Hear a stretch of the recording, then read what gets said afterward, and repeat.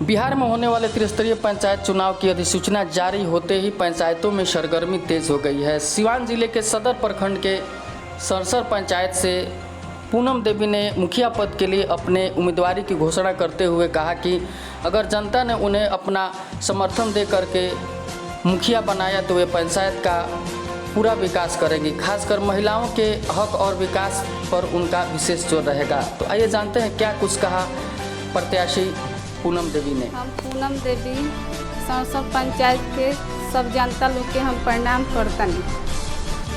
हम मुखिया के चुनाव लड़े जतनी, लोग हमरा के मदद करम लो, हम लोग की मदद करम। सारी महिला लोग के हक दिया, पंचायत के जनता लोग के सब हक मिली, हम हक दिलवा के रहे।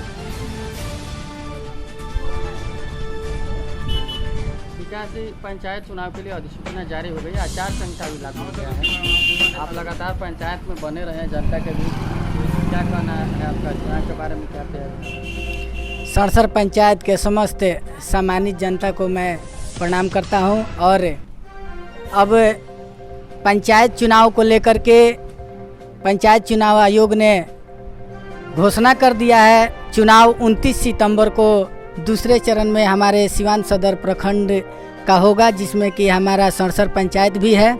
और 7 तारीख से नॉमिनेशन की प्रक्रिया चालू है, जिसको लेकर के मैंने अपनी तैयारी जोर शोर से शुरू कर दी है। और मेरी तैयारी काफ़ी मजबूती के साथ है। और इस बार पिछली बार आपकी चुनाव मां लड़ी थी, आज आपकी मां नहीं है जी। देखिए, चुनाव लड़ेगा महिला सीट आपको लड़ी। पिछली बार जो था मैं अपनी मां के साथ चुनावी मैदान में उतरा था और कुछ विषम परिस्थितियों की वजह से जनता ने हमें स्वीकार नहीं किया था। लेकिन उसी बीच मेरी मां की मौत हो गई, जो कि काफ़ी दुखद घटना थी और काफ़ी मैं टूट गया था।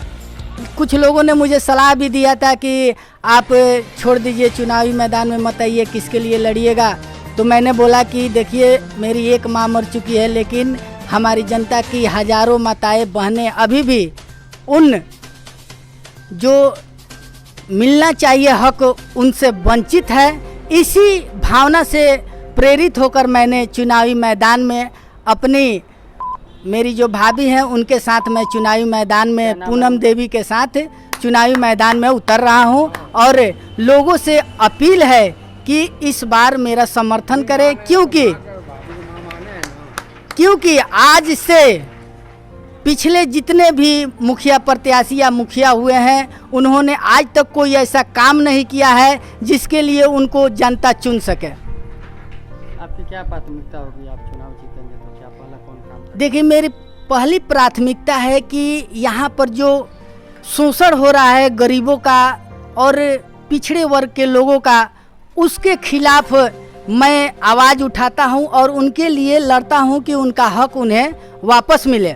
और जो खास करके महिलाओं के उत्थान के लिए, और आप चले जाइए कि जो घर में महिलाएं हैं अपना घर का काम भाल भी संभालती हैं और उसके बाद से राशन लेने के लिए राशन के दुकान पर जाती हैं, तो काफ़ी शर्मिंदगी महसूस होती है। लाइन में कतार में खड़ी होकर दोनों जिम्मेवारी निभाती है। तो मेरा पहला प्राथमिकता रहेगा कि अगर मुझे इस चुनाव में जीत मिलती है तो घर घर जा कर के अपने किराए के जो वाहन होता है उससे मैं घर घर जा कर के और लोगों को राशन वितरित करवाऊंगा। जीत के प्रति कितने आश्वस्त हैं, जबकि बहुत सारे यहाँ पर बड़े बड़े यहाँ तक बाहुबली प्रत्याशी भी हैं, क्या करेंगे? देखिए, जीत के प्रति तो मैं 100 नहीं 200% आश्वस्त हूँ, क्योंकि मेरा जो मुद्दा है वो काफ़ी लोगों के दिलों में बैठ गया है कि हाँ, ये जो मुद्दा उठ रहा है वो वास्तविक है।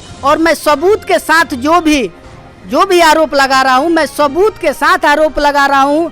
किसी को भी मैं इसी तरीके से बेवजह आरोप नहीं लगा रहा हूँ। और जो सच्चाई है, जो ज़मीनी मुद्दा है, उसको मैं सामने लेकर के आ रहा हूँ और जनता इससे काफ़ी खुश है। और जो मेरे विरोधी हैं इसी को लेकर के काफ़ी नाराज़ हैं, तो उनका अब कुछ चलने वाला है नहीं। अच्छा, अमूमन ऐसा होता है कि लोग चुनाव हारने के बाद कहीं बाहर चले जाते हैं। आप फिर लगातार 5 वर्षों तक जनता के बीच बने रहे, टीकाकरण भी आप करवा रहे हैं लोगों का, तो क्या कहना चाहेंगे कि जनता के बीच आपकी क्या इमेज है? देखिए, सबसे पहले जब से मैं इसमें लगा हुआ हूँ, सभी लोग जितने प्रत्याशी हैं दरवाजे दरवाजे घूम घूम करके वोट मांग रहे हैं। और मैंने क्या किया कि लोगों को ज़िंदगी बचाने के लिए सबसे पहले मैंने काम किया कि भाई चलिए आप टीका ले लीजिए, ताकि आप लोगों का जान बच सके। जान बचेगा तभी आप किसी को वोट दे पाइएगा, जान नहीं बचेगा तो क्या वोट दे पाइएगा। 3 ऐसे प्रत्याशी होंगे जो मुखिया रह चुके हैं और एक वर्तमान में, ऐसे में आप अपने आप को कहाँ पाते हैं? देखिए, जो भी प्रत्याशी जो जीत चुके हैं और जीतने के बाद से वो हार चुके हैं, तो उनको समझना चाहिए कि वो क्यों हारे। उनको तो चुनावी मैदान में आना ही नहीं चाहिए कि जब जनता ने एक बार आपको नकार दिया तो फिर आप क्यों लड़ रहे हैं। नया आदमी को चुनिए, नए आदमी को चुनिएगा, हर एक 5 साल पर नया मुखिया बनाइएगा, तब न जाकर के आपके पंचायत का विकास होगा। पंचायत की जनता से आप क्या अपील करना चाहेंगे? देखिए, पंचायत की जनता से मैं यही अपील करता हूं कि देखिए, मतदाता 2 प्रकार के होते हैं। एक होते हैं आम मतदाता और एक होते हैं खास मतदाता।